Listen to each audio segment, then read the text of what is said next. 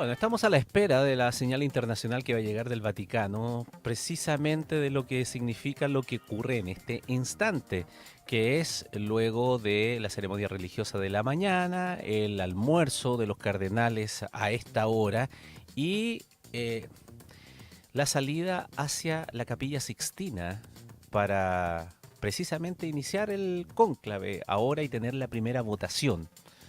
Incluso se espera que a eso de mediodía hora de Chile o 1 de la tarde podamos tener primero la primera votación y mirar hacia esa chimenea si el humo es blanco o negro.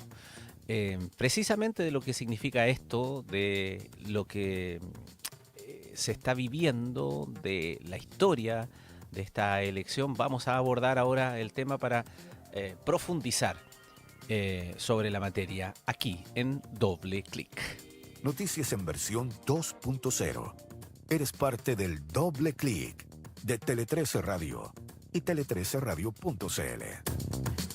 Cristian León, académico del Laboratorio de Humanidades de la Universidad de San Sebastián y como ya decíamos también vocero de la Fundación Voces Católicas con doctorado en Historia de la Liturgia y Arte Sacro, está con nosotros aquí en el estudio. Muchísimas gracias, bienvenido. Muchas gracias a ti, oye, por la invitación. Es común, ¿no?, que cuando ocurre este tipo de situaciones se provoque tanta expectativa y haya tanta como apuesta, ¿no? Me llama un poco la atención y no deja de llamar de mover a la reflexión que una cuestión que tiene su carácter evidentemente religioso y de inspiración divina, Sí. se mezcle con esta cosa tan mundana de apostar Claro. por quién sí o por qué no, Claro. cosa de los tiempos modernos. Sí, mira, fíjate que hay la primera reunión que hacen ellos, que tiene que ver con una especie de congregación general que se juntan, es justamente para definir los grandes temas y también conocerse, porque muchos de ellos, como son de nombramiento reciente, hay como 80 cardenales que no conocía, o sea, que son nombramientos del Papa Francisco, que no se conocen mucho entre ellos, salvo las conexiones por internet o cosas, ¿no es cierto?, que tengan algunas actividades comunes, o los consistorios de repente, hace que lo que se tiene que debatir es cuáles son las voces del tiempo, las voces de Dios que están ahí. Y por eso van a primar a veces, por ejemplo, líneas más progresistas o líneas más conservadoras o líneas más, no sé, que tienen apostolado con los pobres o con otras, o con predicar, por ejemplo, en tierras no cristianas. Entonces, eso es lo que hay que definir, porque una vez que se perfila un poco cuáles son las voces del tiempo que hay hoy día en la Iglesia, el carisma del Papa es el que más pueda resolver un poco esos temas. Entonces, claro, ahí viene este juego que dices tú, muy entretenido, de hacer las apuestas, digamos. Pero tiene que ver por cuál es el carisma que va a primar. Y yo creo que ha sido súper elocuente. Los papas que han salido han estado a la altura de sus tiempos y todo así bien cortito. Por ejemplo, Juan Pablo II con el tema de la Guerra Fría, ¿no es cierto?, como tema fundamental, donde había un tema ahí muy relevante. Después, con el Papa Benedicto XVI, con todo el tema de lo que era el tema de la pedofilia que había, ¿no es cierto?, el tema de la Iglesia y la corrupción que había, y depurar un poco la Iglesia. Y después el tercero ahora, ¿no es cierto?, que es el diálogo con los sectores más alejados de la Iglesia, las periferias existenciales que habla el Papa Francisco. Entonces han sido los carismas. Uno ve que, a pesar de que por muy humano que parezca, hay una voz de Dios que habla ahí, ¿no es cierto?, que intenta responder al tiempo con la persona específica. Ahora, Cristian, ¿cómo se llega a determinar cuál es esa materia, esa necesidad del momento para que luego se busque la persona adecuada que represente esa necesidad del instante de la Iglesia? Lo precipita, ya, porque uno va, claro, a la parte más espiritual, que la inspiración del Espíritu Santo y Sí, todo claro. aquello. Pero yendo a lo más terrenal, lo empuja de alguna manera más terrenal la propia intervención que puedan hacer en discursos ciertos cardenales. Lo digo porque se habla mucho que en el caso de Francisco, por ejemplo, en esta misma instancia, anteriormente, habría sido decisiva a una intervención de él, de su visión de la Iglesia del momento, y que eso habría llevado a que muchos que podrían verlo en ese instante como uno más, dijeron precisamente entonces este es el hombre. ¿Pasa eso? Sí, mira, a ver, primero está prohibido hacer campaña. Hacer digamos. campaña, sí. Eso está, no sé, hay que dejarlo claro. Pero claro, las intervenciones que tengan y los carismas, sobre todo personales de los cardenales, van a influir mucho, en el sentido de que uno trata de ajustar un poco cuál es la prioridad y la voz de, como te decía, la voz de Dios que está en el ambiente para captar un poco cuál es la persona idónea en ese lugar. Por eso, y es bonito, yo creo que esa idea que nosotros interpretamos desde el mundo más laico, digamos, como lucha entre los progresistas y los conservadores, los ultraconservadores, los no sé cuántos, pero la verdad es que es el carisma que se necesita en ese momento específico.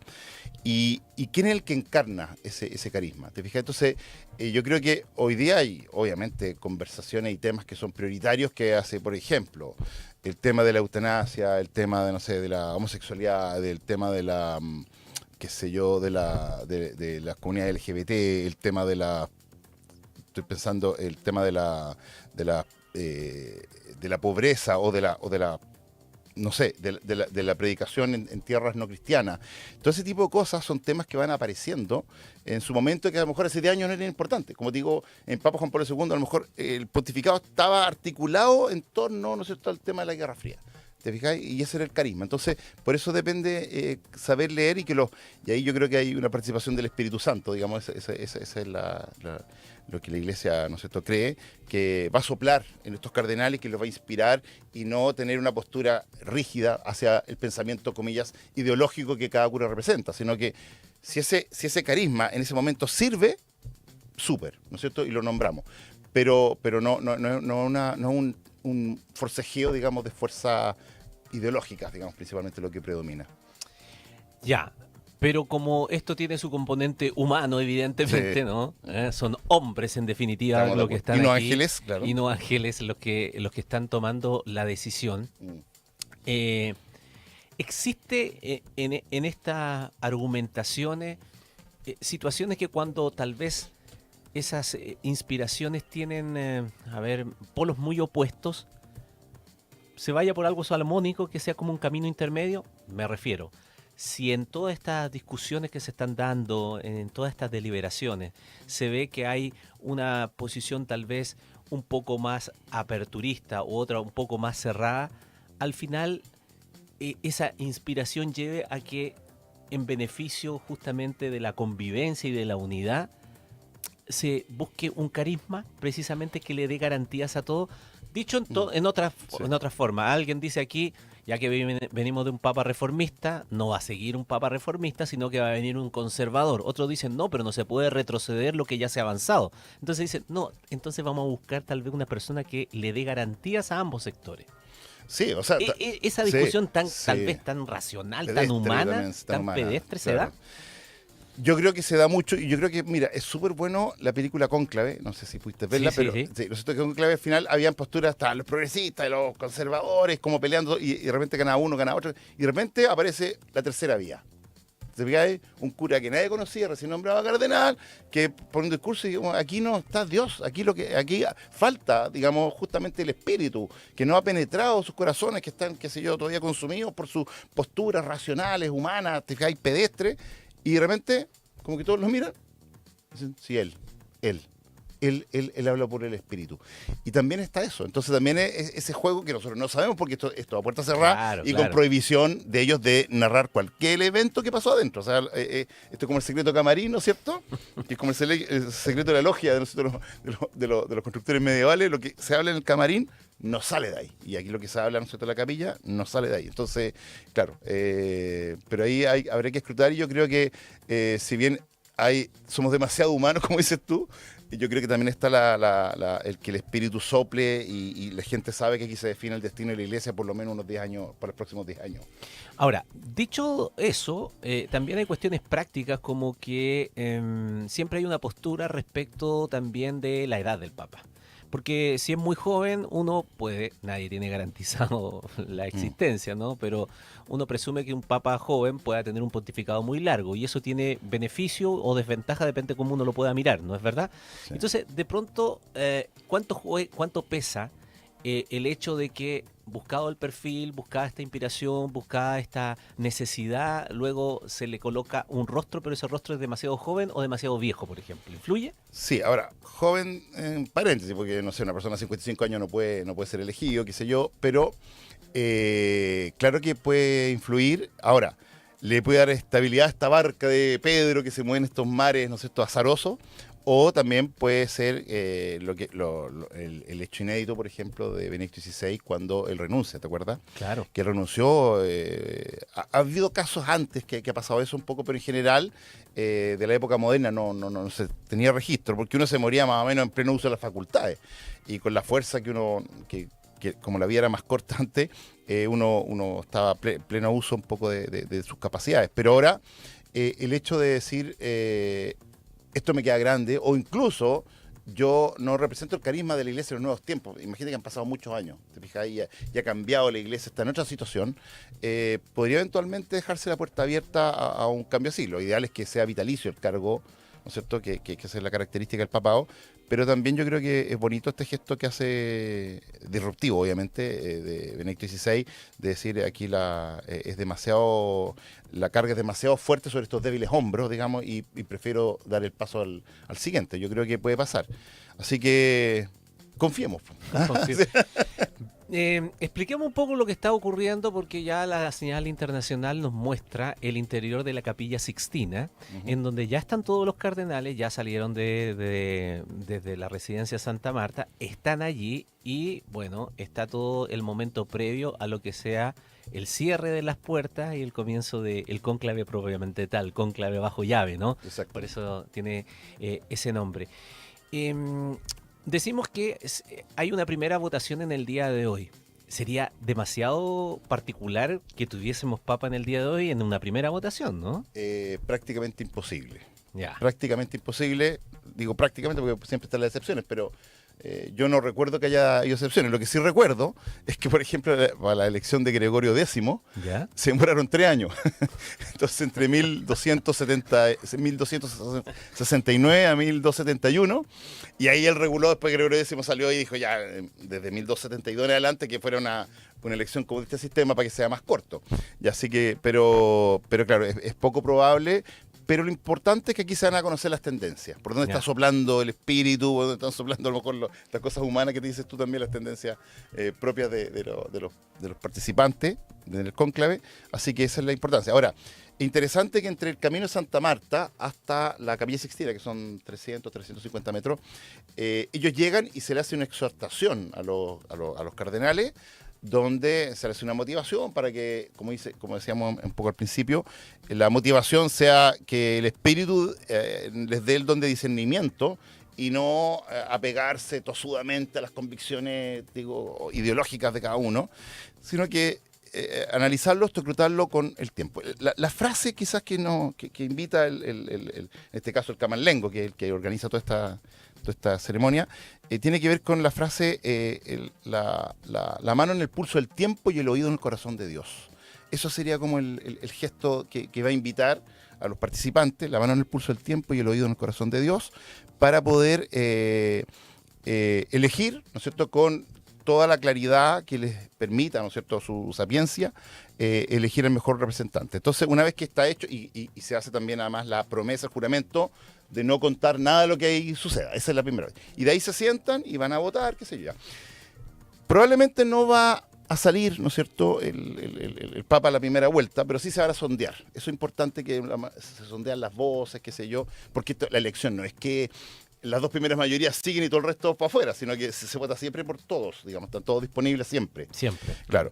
Pero si no se llega a acuerdo, que lo más probable en esta fase es que van a quemar las papeletas junto con paja húmeda, y eso va a dar el característico humo negro, que sale después por la Capilla Sixtina, por la chimenea. Así que van a esperar. Y si se eligiera, van a quemar solamente las papeletas solas y va a dar el humo blanco, ¿ya? Así que yo creo que lo más probable, con suma probabilidad, que va a salir humo negro en la primera fase.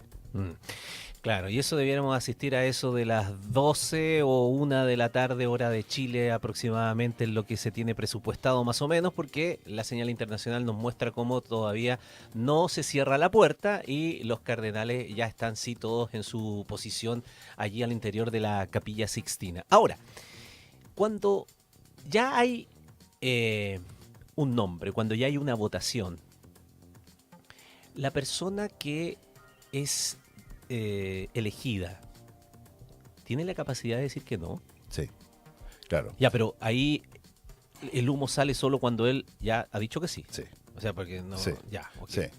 O sea, la elección es que tiene que cumplir con los 2/3.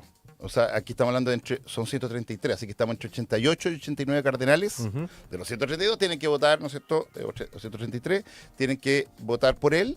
Y una vez que se llegue a ese acuerdo, a él se le va a preguntar.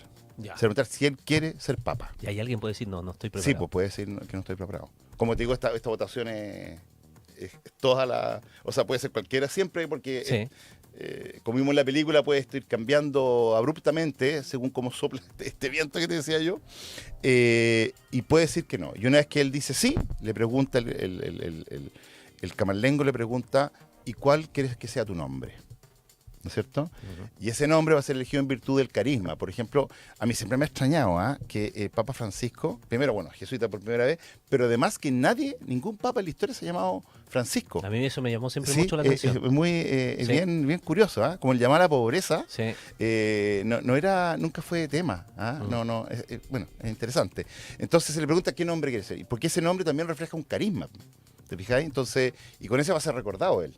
Y perdón, y la persona elegida, el cardenal elegido, tiene la amplia libertad para tomar el nombre que considere. Sí. O sea, no porque haya habido ahora Francisco, va a ser un Francisco II, aunque uno ya tendría una lectura de si toma ese nombre, Bien, ¿no?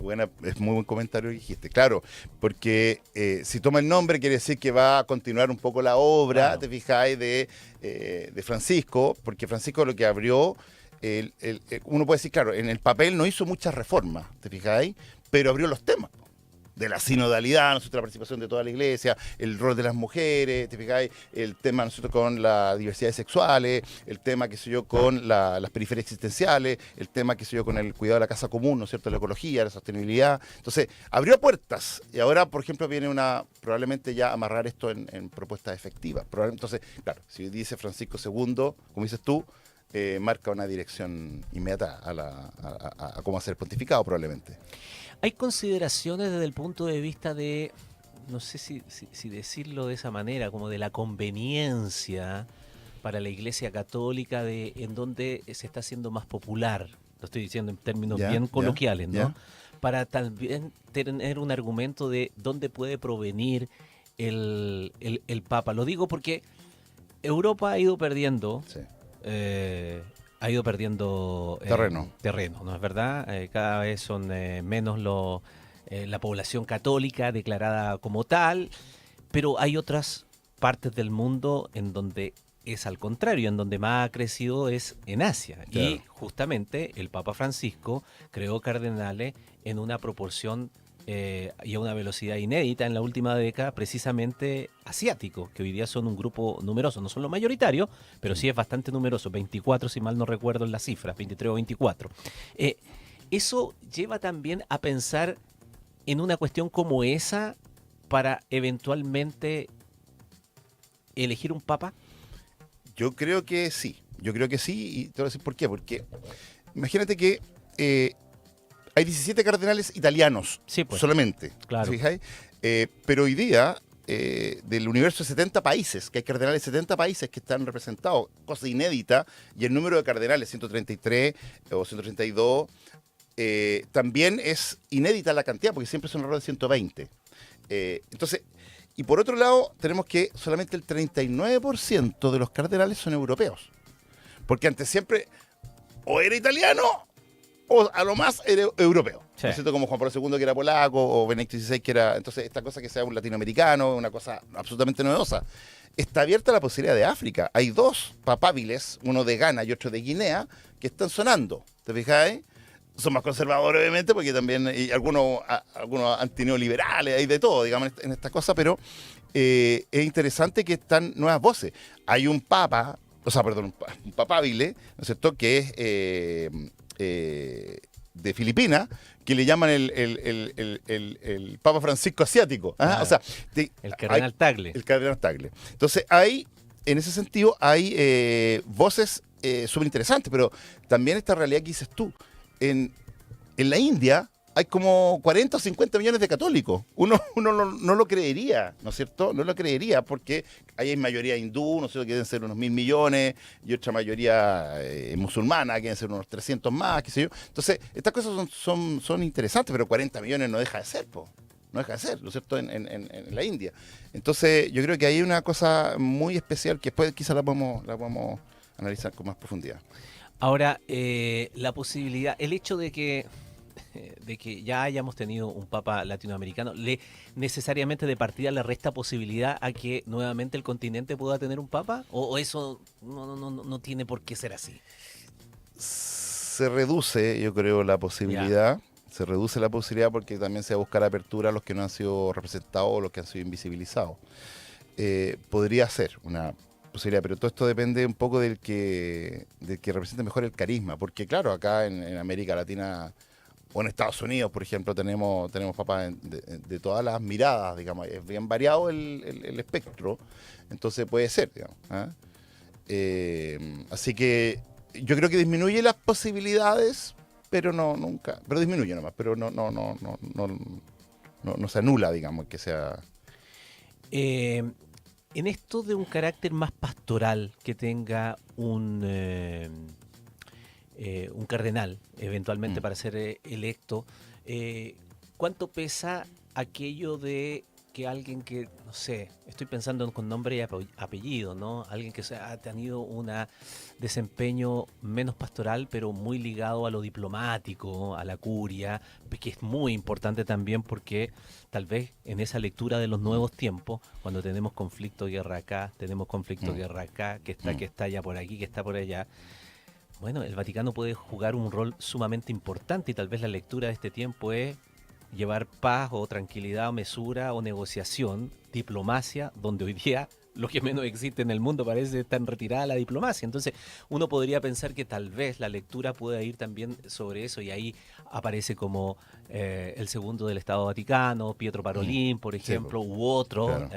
ya no recuerdo, pero el que era representante que designó el Papa justamente para el tema en Ucrania, un italiano.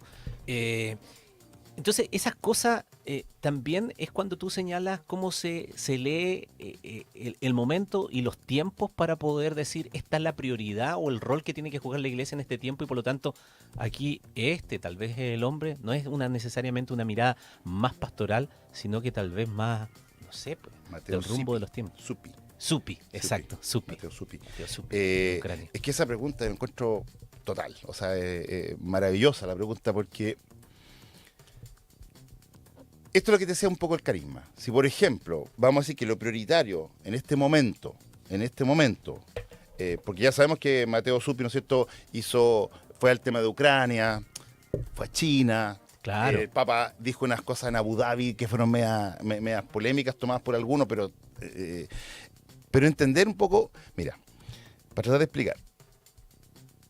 Si yo quisiera, por ejemplo, mi énfasis fuera la opción preferencial por los jóvenes, por decir algo, ¿Ya? de la iglesia, y porque los jóvenes hoy día no creen, están descreídos, qué sé yo, probablemente, estoy diciendo bien grueso, probablemente el Papa sería tipo salesiano. ¿Ah? Un tipo salesiano, ¿no es cierto?, que va a saber conquistar a los jóvenes, ¿no es cierto?, va a hacer su, qué sé yo, a lo mejor, no sé, va a comulgar un poco con las tradiciones de ellos, con las costumbres que les gustan, así, ya hacen fiestas, ya hacen talleres, ya hacen partidos de fútbol, campeonatos, y se va a meter ahí, y de ahí va a empezar a evangelizar. Estoy haciendo una caricatura, pero que puede ser ilustrativa. Si por otro lado, yo lo que necesito hay confusión en la dogmática de la iglesia, las creencias, por ejemplo. ¿Qué pasaría si el tema que sale hoy día es la posibilidad de que la ciencia pueda clonar seres humanos? ¿Bien? ¿Ya? Entonces necesitamos doctrina. ¿no es cierto? El énfasis sería un poco la doctrina, cuestiones teológicas, que sea conocimiento, razones fundamentadas. Un hombre como Ratzinger. Claro, tendría que ser, por ejemplo, un dominico, que son teólogos, Ya. doctores de la iglesia, filósofos, y que Perfecto. harían una... Ya. Y si ese es el carisma. Si, por ejemplo, lo que viene ahora, ¿no es cierto?, es ir a predicar a países que no son cristianos. Pensemos China, pensemos Arabia Saudita, pensemos Indonesia, cualquiera de estos países, ¿no es cierto?, que son mayoría, o en la India incluso, y que a veces son agresivos, Persia, imagínate Irán, que son agresivos contra la Iglesia Católica. Y necesitamos eso. El perfil ahí es un tipo que sepa, ¿no es cierto?, de inculturación, sepa de intersubjetividad y puede establecer puentes y dialogar, y un tipo que si va a meter las patas, él sabe que lo van a matar, digamos, y para eso está la Compañía de Jesús. Los jesuitas están preparados para eso, para ir, ¿no es cierto?, a ambientes hostiles, ¿no es cierto?, allá sembrar la palabra de Dios, empezar, ¿no es cierto?, a hablar en el diálogo, en el lenguaje de ellos, para encontrar el diálogo, ¿no es cierto?, que permita hacer entendible la postura, ¿no es cierto?, de la iglesia. Entonces, el carisma ahí sería jesuita, probablemente, ¿cachai? Entonces, eso es lo que, la gracia de esta iglesia, que también es diversa en sus carismas, y que de repente, en cierto momento, cuando se junta un carisma determinado con un tiempo específico o una orientación específica que quiere la iglesia, en ese minuto se produce el match. Y eso es lo que hace bonito, y eso creo que es lo que ha pasado en la iglesia, por lo menos con los últimos papas. Yo te hablo de estos tres porque son los que yo he vivido: con Juan Pablo II, con Joseph Ratzinger, ¿no es cierto?, y con Mario Bergoglio, Jorge Mario Bergoglio.